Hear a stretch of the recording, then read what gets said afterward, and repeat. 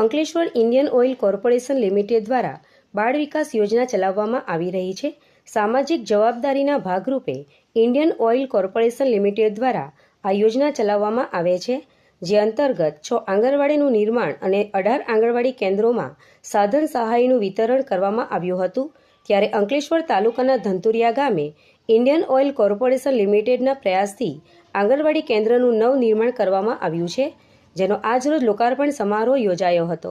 આ પ્રસંગે Indian oil corporation limited Vadodara વિભાગના મુખ્ય મહાપ્રબંધક લોકેશસિંહ, સીડીપીઓ રીટાબેન, હજીરા ઓએનજીસીના incharge DV Gamit, manager Ankit Chordia, Ankleshwar ગ્રામ્ય પોલીસ મથકના પીઆઈ કેજી સિસોદિયા, ગામના આગેવાન રતિલાલભાઈ, બચુભાઈ તેમજ ગ્રામજનો ઉપસ્થિત રહ્યા હતા।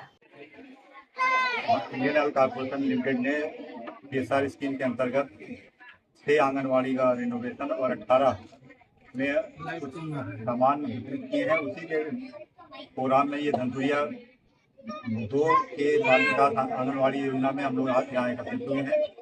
हमारे executive director and regional head western region pipelines ने इस साल हमारी एक स्कीम चलाई थी, बाल विकास योजना, जिसके तहत हम लोगों ने पीएसआर स्कीम में बच्चों के समुचित विकास के लिए हर आंगनवाड़ी को ROW से जुड़ने वाली आंगनवाड़ियों में एक योजना को कार्यान्वित किया है।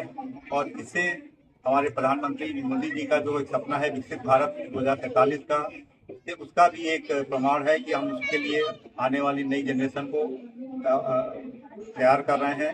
और ये हमारे देश में जो विकसित भारत 2047 के सपने को साकार करने में हमारी ये आज की जो पीढ़ी है, अभी जो नए बच्चों की पीढ़ी है, ये आगे आगे अपना बहुत महत्वपूर्ण योगदान देगी।